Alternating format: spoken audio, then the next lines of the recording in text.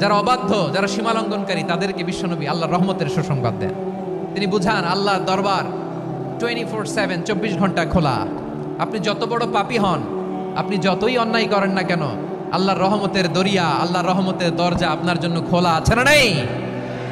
জায়নামাজটা বিছিয়ে দেন, চোখের পানি ছেড়ে দেন, 2 রাকাত নামাজ পড়ে সেজদায় লুটিয়ে পড়ে কাঁদেন। যত গুনাহ আপনার হোক না কেন, আপনার গুনাহ মাফ করে কবুল করে নিবে কে? যারা প্র্যাকটিসিং, যারা ইমানদার, তাদেরকে বিশ্বনবী জান্নাতের সুসংবাদ দেন। আওয়াজ করে পড়েন সুবহানাল্লাহ।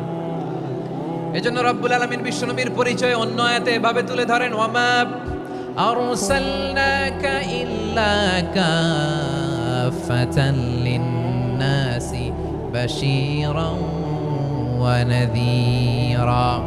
নবী হে, আমি গোটা জগৎবাসীর জন্য আপনাকে সুসংবাদদাতা এবং সতর্ককারী করে জমিনে প্রেরণ করেছি।